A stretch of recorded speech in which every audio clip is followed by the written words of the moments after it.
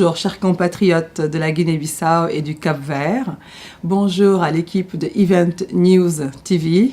Merci de me recevoir ce jour du 20 janvier 2015 sur votre plateau de télévision pour parler de cette date anniversaire de commémoration des héros nationaux de la Guinée-Bissau et du Cap-Vert. Mais avant de rentrer dans le vif du sujet, j'aimerais présenter mes meilleurs vœux de paix, de prospérité, de succès à toutes les femmes de la Guinée-Bissau, que cette année 2015 nous apporte la sérénité et l'unité nationale dans notre pays.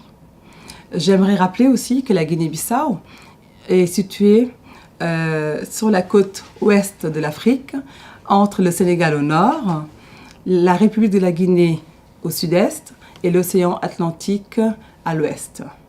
La Guinée-Bissau, colonisée par les Portugais, a vécu une longue période de guerre de libération nationale de 1963 à 1974. Évoquer cette lutte de libération nationale est très important pour le peuple bissau-guinéen aujourd'hui, en cette date anniversaire du 20 janvier 2015, car il souligne le fait que la Guinée-Bissau et le Cap-Vert ont mené, durant 11 longues années, leur lutte de libération nationale pour leurs deux pays.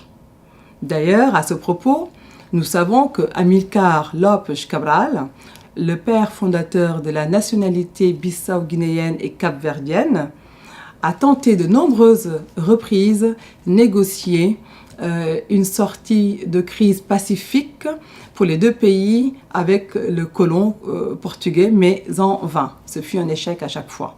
De là, en a découlé le massacre de Pindjigiti en 1959, qui est une conséquence dramatique du refus de ce régime portugais de négocier avec le mouvement nationaliste de Amilcar Lopes Cabral.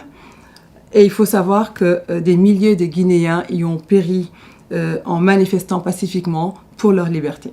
Donc célébrer le 20 janvier comme jour des héros nationaux en Guinée-Bissau et au Cap-Vert, c'est tout simplement rappeler d'abord que Amilcar Lopes Cabral, né à Bafata le 12 septembre 1924, a fondé le parti PAIGC, donc Parti pour l'indépendance de la Guinée et du Cap-Vert, le 19 septembre 1956, et a initié le mouvement de lutte de libération nationale le 23 janvier 1964 dans le sud du pays. Le 20 janvier 1973 marque un coup terrible d'une extrême gravité, non seulement pour le PAIGC, mais aussi pour tous les mouvements de lutte de libération nationale dans toutes les colonies portugaises, car Amilcar Lopes Cabral, penseur et coordinateur de tous ces mouvements de libération nationale dans l'Afrique lusophone, vient d'être assassiné à l'aube du 20 janvier 1973 à Conakry, sous le joug du colonialisme portugais. Par conséquent, célébrer la date du 20 janvier 1973 nous rappelle de sombres moments de notre histoire, que nous soyons bissau-guinéens ou capverdiens, enfants, hommes ou femmes. C'est un devoir historique qui nous incombe de commémorer chaque année cette date du 20 janvier par des actes symboliques comme déposer une couronne sur la tombe d'Amilcar Lopes Cabral à la forteresse d'Amoura ou sur les tombes des autres camarades qui sont tombés pour la même cause.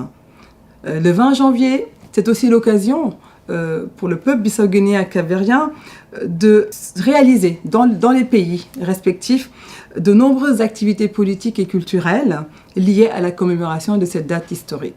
Il est aussi important de symboliser cette date qui permet de rappeler à chaque fois que Amilcar Lopes Cabral est l'un des leaders les plus charismatiques de l'Afrique en matière de lutte pour l'émancipation des peuples. Célébrer le 20 janvier 1973, c'est aussi célébrer tous les autres héros nationaux qui sont des femmes, des hommes combattants ou des hommes et des femmes de la résistance qui, comme Cabral, se sont battus pour la Guinée-Bissau et le Cap-Vert. Le rôle des femmes dans le processus de lutte de libération nationale et dans la société en général Eh bien, on peut dire que les femmes combattantes de la Guinée-Bissau n'avaient pas de rôle spécifique en tant que telles. Elles étaient sur tous les fronts. Stratégiquement et secrètement, c'est elles qui informaient les mouvements des colons portugais. Ce sont elles qui soignaient les combattants blessés. Ce sont elles qui s'occupaient des orphelins de guerre, qui s'occupaient du transport de matériel, de la scolarisation des enfants dans les zones libérées. Les femmes étaient aussi au front, à combattre côte à côte avec les hommes. Et elles étaient celles qui leur faisaient à manger, qui faisaient la cuisine, et leur remontaient le moral en des moments difficiles en fait de la lutte. Donc la femme bissau-guinéenne a toujours été impliquée dès le départ, aussi bien dans la lutte de libération nationale que dans la société bissau-guinéenne aujourd'hui.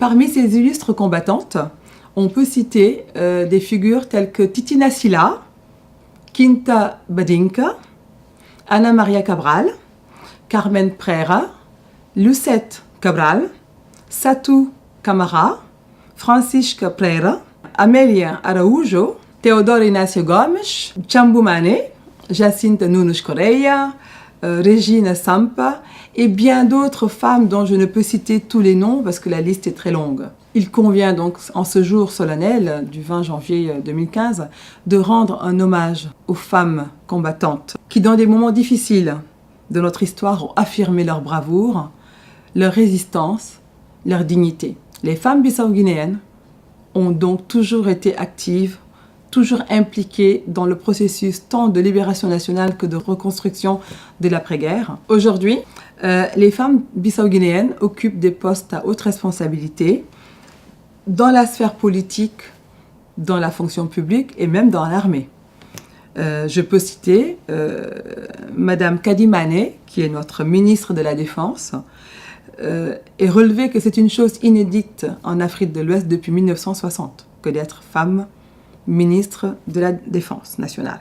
On peut citer aussi Carmelita Pires, qui est ministre de la Justice, Satu Camara, qui est la 3e vice-présidente du PAGC, parti donc pour l'indépendance de la Guinée et du Cap-Vert et au pouvoir en Guinée-Bissau depuis mai 2014, suite aux élections démocratiques libres et transparentes qui ont eu lieu dans notre pays.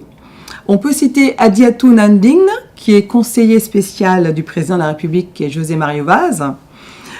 Odette Sumeido, qui est ministre de l'Éducation nationale. Valentina Mendes, qui est ministre de la Santé publique.